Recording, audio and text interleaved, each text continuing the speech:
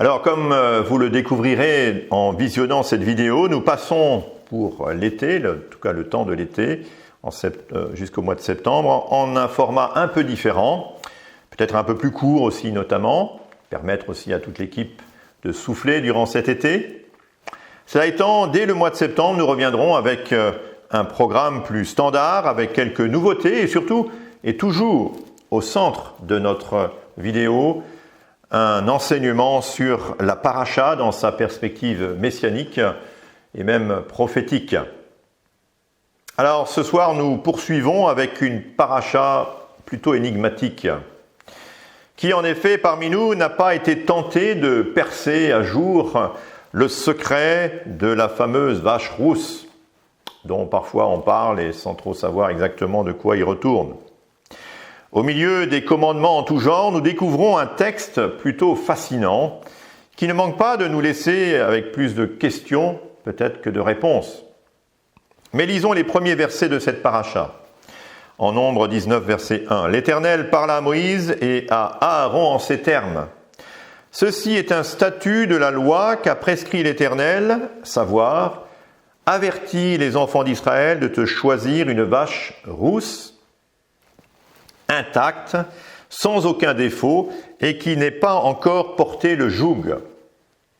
Vous la remettrez au pontife Éléazar, il la fera conduire hors du camp, et on l'immolera en sa présence. » La paracha traite en réalité de plusieurs sujets, dont en particulier de la faute, entre guillemets, de Moshe, et des conséquences de cette faute d'ailleurs, qui l'amèneront à ne pas pouvoir entrer dans le pays de Canaan, en tout cas pas à ce moment-là.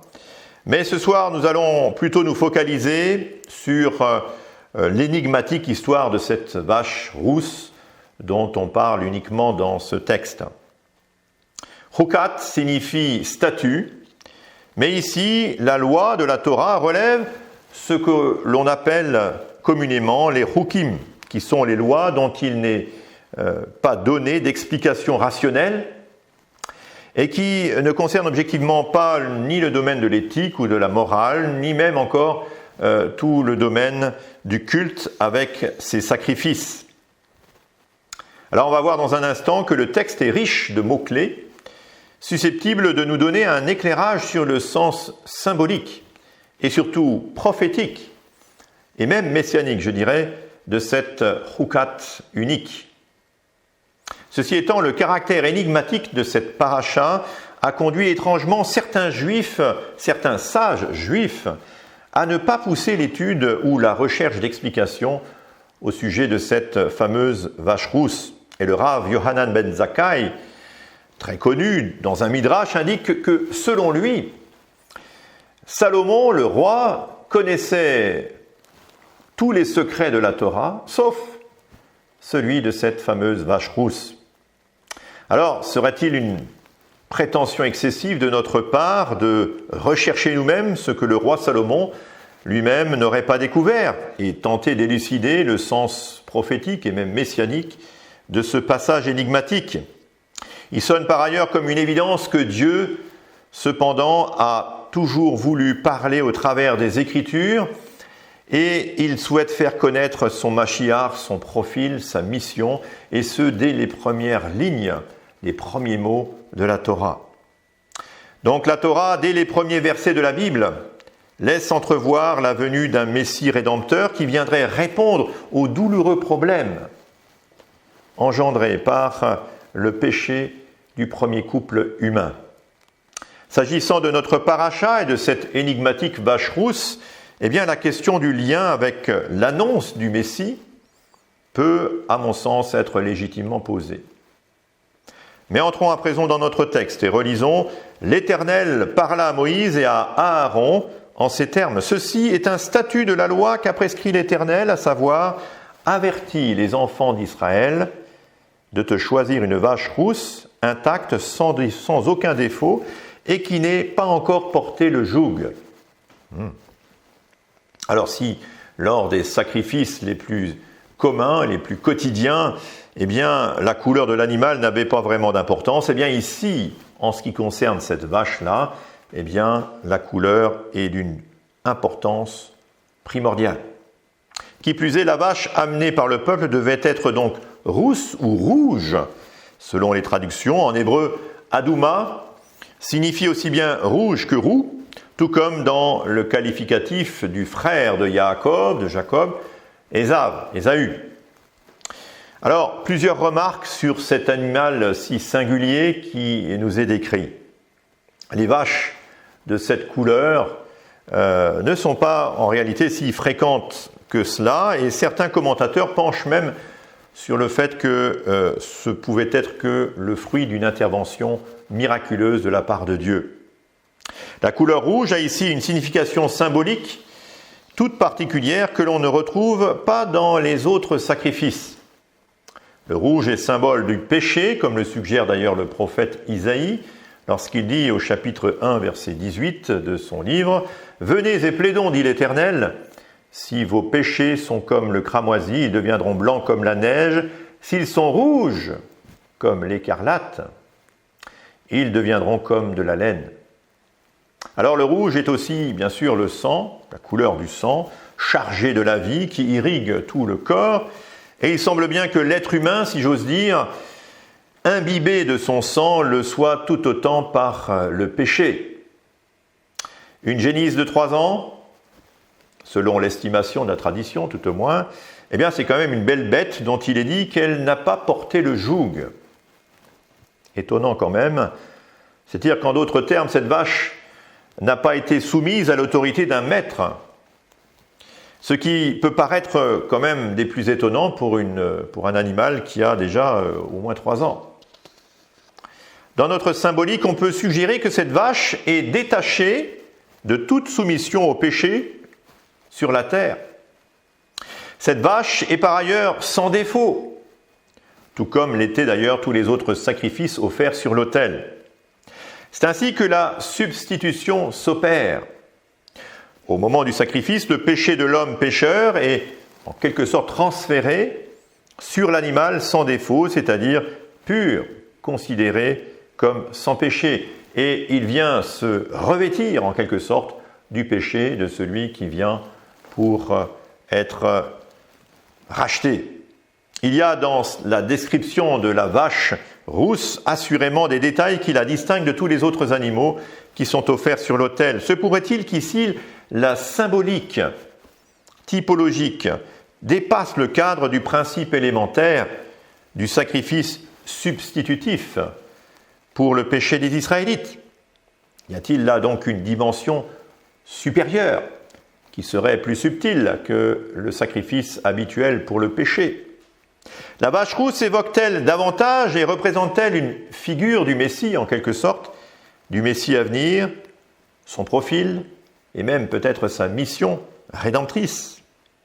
C'est ce que nous allons essayer d'élucider dans les versets qui suivent. Mais poursuivons donc au verset 3. « Vous la remettrez au pontife Éléazar, il la fera conduire hors du camp, et on l'immolera en sa présence. » Alors c'est Éléazar, fils d'Aaron, qui sera le témoin de la mort de la vache rousse, en tout cas de la première. Et l'immolation de cette vache rousse se fera non pas sur l'autel devant le tabernacle, mais hors du camp. Alors si l'on suit les indices qui ont précédé, on peut se demander si la vache rousse ne représente pas très simplement effectivement un modèle typologique, une figure du Messie qui doit venir et qui se charge lui-même des péchés de tous les Israélites et qui meurt pour expier au bout du compte transmettre la vie à celui qui est purifié. En effet, le Messie est lui aussi sans défaut, c'est-à-dire sans péché. Le Messie n'a pas porté le joug sur la terre. En d'autres termes, il n'a pas connu l'esclavage du péché sur la terre. Le Messie, cependant, revêt le péché de tous les hommes et ainsi est couvert entièrement de l'exécrable péché des hommes, tout comme la vache était rouge du péché du museau à la pointe des sabots, si je puis dire. Alors, relatif au Messie Yeshua, Nous pouvons même ajouter que Yeshua est bien mort hors du camp, hors des portes de Jérusalem, et cependant également à la vue de tous. Personne ne pouvait contester sa mort sur la croix. Tout comme Éléazar est bien resté devant le moment où la vache va être sacrifiée et réduite en cendres. Et dans le cas de Yeshua, ce n'est pas Han, le souverain sacrificateur, mais Caïphe, son gendre, qui enverra Yeshua à la mort, convaincu que la mort d'un seul était préférable pour le salut de tous. Dans l'évangile de Jean, chapitre 18, verset 13, un détail qui ici a toute son importance. Mais poursuivons au verset 4. Le pontife Éléazar prendra du sang de l'animal avec le doigt et il fera, en les dirigeant vers la face de la tente d'assignation, 7 aspersions de ce sang. Ici, clairement, le sang de la vache rousse sert à faire l'expiation et doit être aspergé, même s'ils sont encore hors du camp, mais l'asperger, même de loin, vers la tente de la rencontre, même si la distance est en tout cas un geste symbolique. Alors, jusque-là, rien d'exceptionnel. Le sang représente la vie et ici, la mort de la vache rousse est opérée en lieu et place du pécheur. L'expression 7 fois revient 34 fois dans l'Écriture et désigne toujours la notion d'un achèvement complet et suffisant. Comme par exemple dans Lévitique 4, verset 6, « Il trempera son doigt dans le sang et il en fera 7 fois l'aspersion devant l'Éternel en face du voile du sanctuaire. » 7 fois l'aspersion. On peut dire que les 7 fois se rapportent à la réponse de Dieu et dans notre contexte en particulier, à une expiation parfaite et complète. Comme si un seul geste signifiait quelque chose de complet et de parfait.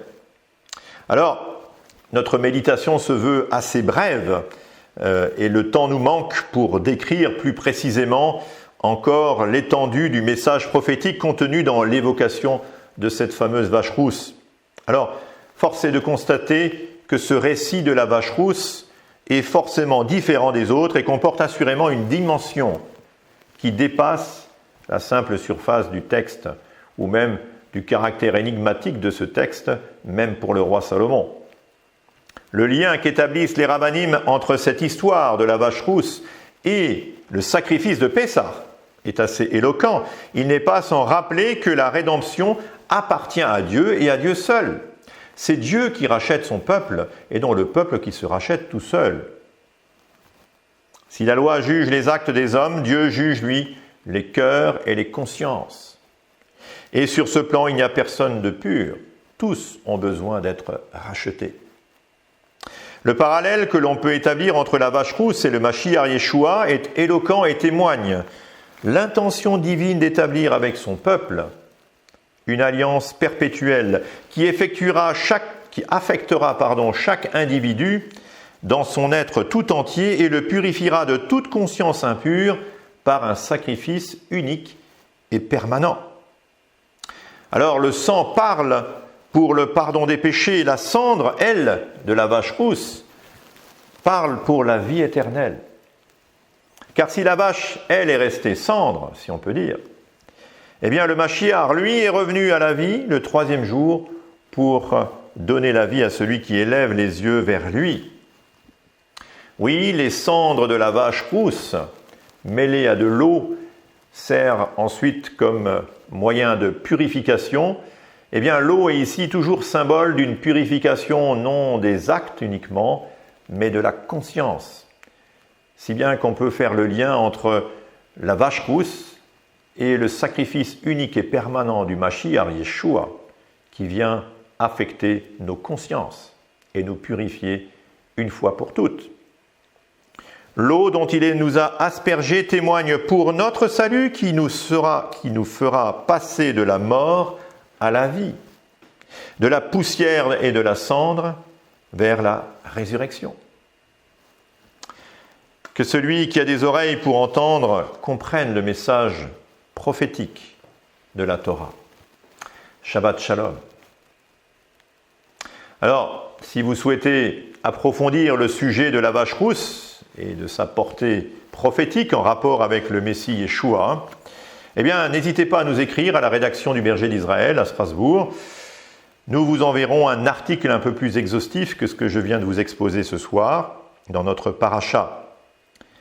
Et si ces enseignements vous encouragent et vous édifient, n'hésitez pas à les partager autour de vous, bien entendu, et à vous abonner si ce n'est pas déjà le fait, en cliquant sur la petite clochette en haut à droite de cette vidéo.